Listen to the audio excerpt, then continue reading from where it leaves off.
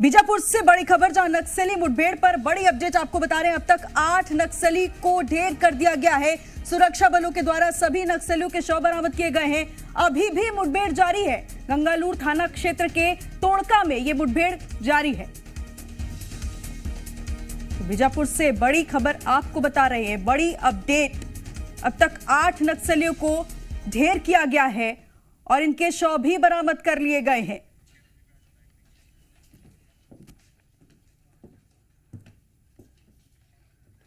ज्यादा जानकारी के लिए लाइव हमारे साथ जी मीडिया संवाददाता पवन दुर्गम जुड़े हुए हैं। पवन, क्या अपडेट है इस वक्त की, बताइएगा कितने नक्सलियों को ढेर किया गया है?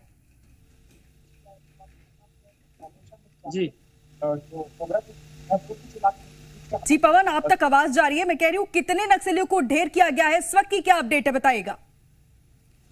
जी देखिए, अब तक जो जानकारी है करीब 8 नक्सलियों के शव जो हैं वो बरामद कर लिए गए हैं और लगातार उस पूरे इलाके में जो सुरक्षा बल के जो जवान हैं वो वहां पे सर्चिंग कर रहे हैं। जो पुलिस के आला अधिकारी हैं अब वो गंगालूर जो थाना है वहां पहुंच रहे हैं। वो लगातार इस पूरे जो हालात है, मुठभेड़ है, उस पर वार रूम में बैठकर एक ऑब्जर्व कर रहे थे और लगातार गाइडेंस दे रहे थे कि किस तरीके से किस इलाके में इस पूरे मुठभेड़ को जो है वो अंजाम किस तरीके से दिया है। ये पश्चिम बस्तर डिविजनल कमेटी का इलाका है और भैरमगढ़ एरिया कमेटी उस तरफ ऑपरेट करती है और काफी लंबे समय से वो पूरा जो इलाका है वो नक्सलियों के पकड़ वाला इलाका रहा था और वहां लगातार फोर्सेस ऑपरेशन जरूर करते थे लेकिन सफलता उस तरीके से नहीं मिलती थी। लेकिन टारगेट 2026 के बाद उस पूरे इलाके में नक्सलियों का जो ठोस इलाका माना जाता था, आधार इलाका माना जाता था, उस पूरे इलाके में मुदबेंडी, कावड़गांव, पीडिया, सघन माओवादी इलाके में कैंप लगाए गए हैं। यही वजह है कि इतनी बड़ी सफलता एक तरीके से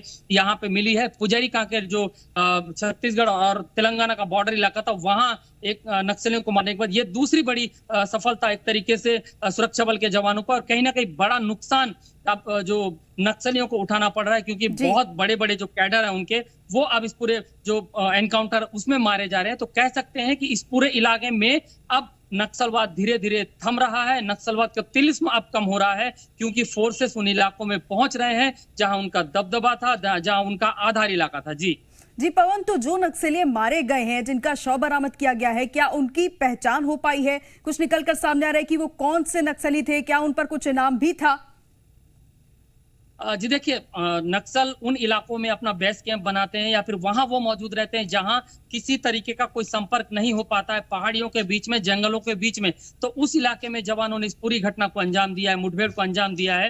तो जवान जब तक वहां से निकलकर मुख्यालय नहीं पहुंचते हैं तब तक कुछ भी स्पष्ट तौर से नहीं कहा जा सकता। हो सकता है कि और नक्सल इसमें मारे गए हों, हो सकता है कुछ जवान इसमें घायल हों। जब तक अधिकारियों तक ये जानकारी पहुंचेगी और जब तक वो गंगालूर थाना नहीं पहुंच पाएंगे तब तक स्पष्ट तौर से कुछ भी कह पाना मुश्किल है। लेकिन सुरक्षा बल के जवान, खासतौर से डीआरजी, सीआरपीएफ और कोबरा के जो जवान हैं वो अब काल बन के नक्सलियों पर जरूर टूट रहे हैं और उनके आधार इलाके में जाके वहां ऑपरेशन किया जा रहा है और उनको नुकसान पहुंचा जा रहा है। जिस इलाके में नक्सली मजबूत माने जाते हैं, पहाड़ियों का इलाका, जंगली इलाका, नदियों का इलाका, अब उस इलाके में डीआरजी की टुकड़ी ऑपरेशन करने पहुंचती और वो ऑपरेशन सफल साबित होते हैं। खासतौर से तकनीक का भी अब इसमें एक तरीके से इस्तेमाल जो सुरक्षा बल के जो जवान है वो कर रहे हैं और नक्सली जिन हथियारों से नुकसान फोर्स को पहुंचा सकते हैं उनमें एक तरीके से महारत सुरक्षा बल के जो जवान उन्होंने हासिल की। और आपको बता दूं, ये जो डीआरजी का टुकड़ी है, इस टुकड़ी में ज्यादातर जो जवान हैं वो स्थानीय है, जो यहाँ की भौगोलिक परिस्थितियों और यहाँ के गांव के जो वातावरण है उसको समझते हैं। नक्सली किस तरीके से ऑपरेट करते हैं, क्या वो सोचते हैं, कहाँ वो छुप सकते हैं, किस तरीके से वो एम्बुश लगा सकते हैं और लड़ाई के दौरान वो कहाँ कहाँ रह के फायर कर सकते हैं। तो ये एक बड़ी कामयाबी सुरक्षा बल के जवानों को मिलती है, खासतौर से